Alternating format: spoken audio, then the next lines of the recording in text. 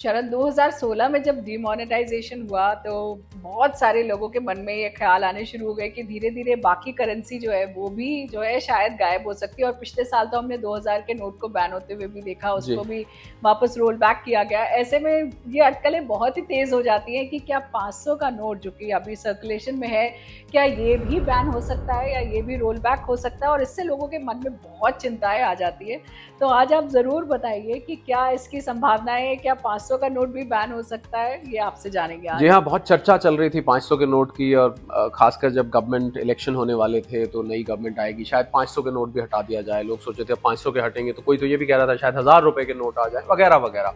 और आज ये भी जिक्र करेंगे, ये जो हमारी उम्र होती है, और मुझे पता लगा हमारे अंदर दो उम्र होती है। एक तो आपके डेट ऑफ बर्थ पर होती है, जो डेट ऑफ बर्थ होता है, जो बिल्कुल। आपको सर्टिफिकेट मिलता है। एक और उम्र भी अंदर होती है जिसको मेटाबॉलिक एज कहते हैं।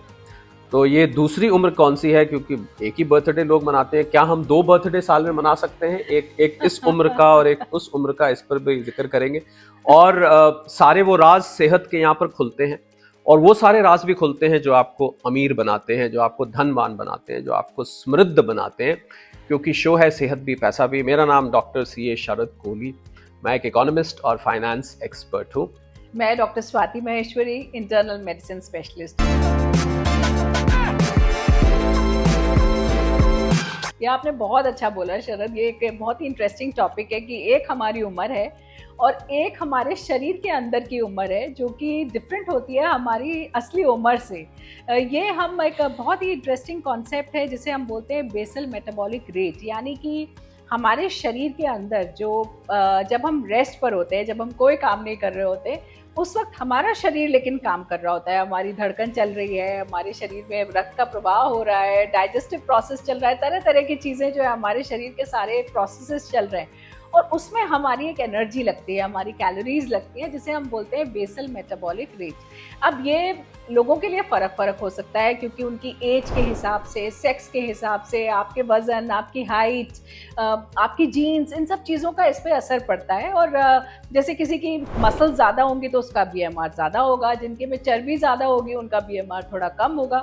तो इस बीएमआर को हम आसानी से कैलकुलेट कर सकते हैं और फिर इस बीएमआर को, जो आपका बीएमआर आता है, उसको और लोगों के जो आपकी हम उम्र होंगे उनके एवरेज से कैलकुलेट करके देखा जाता है कि आपका बीएमआर कैसा है। तो इसके बेसिस पे हमारी मेटाबॉलिक एज निकल कर आती है। अगर हमारा मेटाबॉलिक एज जो है वो हमारी अपनी उम्र से ज़्यादा है तो इसका मतलब कि हमारा बेसल मेटाबॉलिक रेट अच्छा नहीं है, हम कैलोरीज अच्छी बर्न नहीं करते हैं। और इसकी इम्पोर्टेंस इसलिए है क्योंकि अगर किसी की मेटाबॉलिक एज बहुत ज़्यादा है तो ऐसी स्थिति में आगे चलकर डायबिटीज़ होना, ब्लड प्रेशर होना, मेटाबॉलिक सिंड्रोम जिसे हम बोलते हैं, ओबेसिटी होना, ये सब चीज़ों की संभावनाएं और ज़्यादा बढ़ जाती है। तो इसलिए हमें अपने बीएमआर को कंट्रोल करके रखना बहुत ही ज़रूरी है। आपको ताज्जुब होगा शरद जान करके कि हमारे अंदर जितनी एनर्जी होती है उसमें से लगभग 70 से 60% हमारी जो एनर्जी है वो इस बीएमआर में ही खर्च होती है। यानी कि जो हम खाना खाते हैं, जो कैलोरीज जाती हैं, वो ज़्यादातर एनर्जी यहाँ चली जाती है। केवल 10% एनर्जी ऐसी होती है जो हम डाइजेस्टिव प्रोसेस में खर्च करते हैं। और ये जो दिन भर भागा दौड़ी काम हम लोग करते हैं, इसमें तो केवल 20% एनर्जी ही हमारी लगती है, यानी कि हमारी मैक्सिमम एनर्जी बीएमआर में लगती है। तो आप देखते हैं ना, कुछ लोग कहते हैं कि हम कुछ भी खा ले, इतना सा भी खा ले तो हम फूल करके गुप्पा हो जाते हैं, और कुछ लोग कितना भी खाए तो उनका वजन नहीं बढ़ता है। तो ये सब खेल जो है ये हमारे बीएमआर का ही खेल है। तो इसलिए हमें हमारा जो बीएमआर है, अगर हमारी मेटाबॉलिक एज कम रहेगी तो हमारा बुढ़ापा बेहतर होगा, हमें आगे चल के बीमारियां कम होंगी, हमारी हेल्थी लिविंग जिसकी हम बात करते हैं वो होगी। और आपको सुनकर बहुत ही ताज्जुब होगा शरद कि कुछ लोग तो अपनी मेटाबॉलिक एज 15 साल की उम्र के व्यक्ति तक ले जाते हैं, यानी कि मेहनत करके वहां तक अपनी, तो आप अपनी मेटाबॉलिक एज को 7 साल, 8 साल, 10 साल तक कम कर सकते हैं और वो आपके जीवन को और ज़्यादा खुशहाल बनाएगा। अब आपसे पूछते हैं शरद कि इस वक्त आपका ख्याल क्या है कि कितने 500 के नोट सर्कुलेशन में होंगे, क्योंकि फिगर सुन के कुछ तो तसल्ली लोगों के मन में आएगी कि हाँ भाई 500 के नोट अभी टिकने वाले हैं, कहीं जा नहीं रहे। देखिए, पहली बात तो 500 के नोट कहीं नहीं जाने वाले, तो ये बिल्कुल इन रूमर्स में बिलीव नहीं करना चाहिए। 500 के नोट बिल्कुल कहीं नहीं जा रहे हैं। ज़्यादातर जो करेंसी है हम सब जानते हैं, 100, 200, 500, 50, 20, 10 ये नोट्स हैं, और उसमें अगर वैल्यू वाइज देखें तो ज़्यादातर तो 500 के नोट ही। अगर जो लोग वैल्यू जानना चाहते हैं तो एक कैश टू जीडीपी रेशियो होता है। मतलब इस टाइम जब हम बात कर रहे हैं तो हमारी अर्थव्यवस्था में कितने नोट घूम रहे हैं, आपके वॉलेट, आपके पर्स में, मेरे वॉलेट में, सब लोगों के वॉलेट में मिला के कितने, तो करीब 35-36 लाख करोड़ के टोटल करेंसी इस समय इंडियन इकोनॉमी में घूम रही है। और इस 35-36 लाख में से ज्यादातर 500 के नोट है, क्योंकि उनकी वैल्यू ज्यादा है।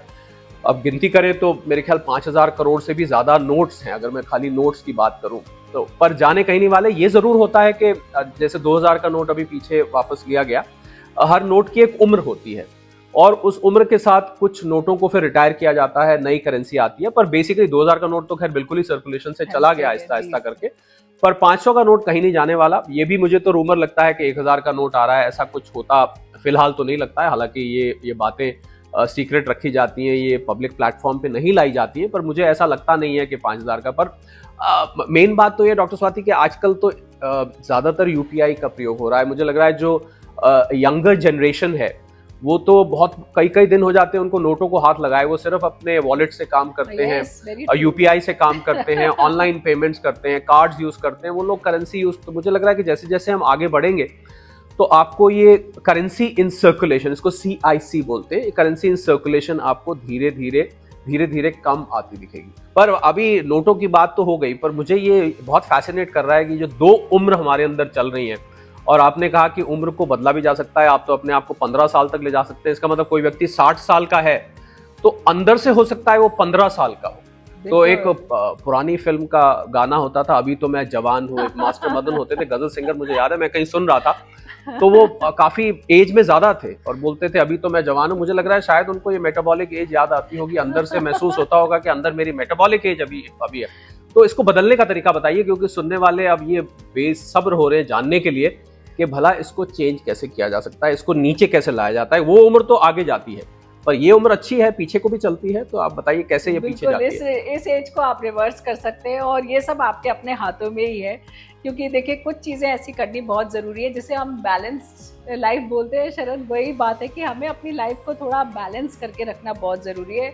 एक चीज़ है पानी, तो पानी अच्छी मात्रा में पीना हम सबके लिए बहुत ज़रूरी होता है, क्योंकि पानी जो होता है वो हमारे BMR को बढ़ाता है और हमें अपना BMR बढ़ाना है, हमें अंदर आग लगा कर रखनी है एक तरह से, ताकि कैलोरीज जो रेस्ट में है वो भी बर्न होती रहे। तो उसके लिए एक पानी बहुत अच्छी चीज़ है। दूसरा एक्सरसाइज। अब एक्सरसाइज की अगर हम बात करें तो जैसे हाई इंटेंसिव एक्सरसाइजेज जो होती है, हाई इंटेंसिटी एक्सरसाइजेज जिनकी हम बात करते हैं, या 10,000 15,000 स्टेप्स दिन में लेना जैसे आप भी लेते हैं, और जो स्ट्रेंथ एक्सरसाइजेज होती हैं, ये सब हमारी बॉडी की जो BMR है उसको बढ़ाती हैं। वहीं अभी हम कुछ शो में बात भी करेंगे कि कोल्ड थेरेपी, आजकल आपने देखा होगा लोग आइस में जो है बैठ के थेरेपीज लेते हैं, वो भी हमारे BMR को बढ़ा देता है। फिर योगा करना, पायलेट्स करना, ये सब हमारे स्ट्रेस लेवल को कम करता है। तो हमें अपने दिमागी स्ट्रेस को भी कम करना और कंट्रोल करना बहुत ज़रूरी है। और आजकल ये जो गैजेट्स आ गए हैं ये भी एक बहुत अच्छी चीज़ है शरद जी, क्योंकि जब आप इन गैजेट्स का इस्तेमाल करते हैं जो कि आपके हेल्थ को ट्रैक कर रहे हैं, तो वो आपको डिविएट नहीं होने देते हैं। जैसे ही आप कुछ गलत करते हैं, या आज आपने स्टेप्स पूरे नहीं करे, या आपकी कैलोरीज सफिशिएंट बर्न नहीं हुई, तो वो आपको बीच बीच में अलार्म देते रहते हैं। तो इन चीज़ों का भी एक काफ़ी अच्छा रोल है हमारे BMR को ठीक लाने के लिए, क्योंकि कोशिशें हमें करते रहना ज़रूरी है। और डाइट जो है वो सही रखना हम सब लोगों के लिए बहुत ही ज़्यादा ज़रूरी है। तो फिजिकली और मेंटली जब हम अपने आप को सही रखेंगे और अच्छा रखेंगे, तो हम अपनी जो मेटाबॉलिक एज है उसे कम कर सकते हैं और एक खुशहाल ज़िंदगी जी सकते हैं। तो आप हमारे शो को लाइक, सब्सक्राइब और इस पर कमेंट करना बिल्कुल मत भूलिएगा, और बेल बटन भी ज़रूर दबाइएगा, ताकि आपको जैसे ही हमारा नया एपिसोड आए आपको तुरंत उसकी इन्फॉर्मेशन मिल जाए। क्या कहेंगे शरद आप? बिल्कुल, कौन नहीं चाहता कि अच्छी सेहत हो, कौन नहीं चाहता कि उसके पास बहुत सारा पैसा हो। तो मुझे ये दो चीजें तो सभी चाहते हैं डॉक्टर स्वाति, और अगर आप ये दो चीजें चाहते हैं तो साहब ये शो बिल्कुल भी मिस मत करिए, ये मिस करने की गलती मत करिए, ऐसे बोल सकते हैं हम। और देखते रहिए, सब्सक्राइब करते रहिए, लाइक करते रहिए, कमेंट करते रहिए। लाइव भी हम जुड़ेंगे, आप क्वेश्चंस पूछ सकते हैं। क्वेश्चन पूछने का कोई चार्ज नहीं है। वैसे साहब डॉक्टर के पास जाएं, जरा आप सलाह करें, देखिए अच्छी खासी आपकी जेब हल्की हो जाती है। और आप फाइनेंशियल एडवाइस लें तो वो भी कोई फ्री में नहीं मिलती है। यहाँ पर सब फ्री है, तो बेधड़क होकर आप सवाल पूछ सकते हैं। बिल्कुल, तो देखते रहिए सेहत भी पैसा भी।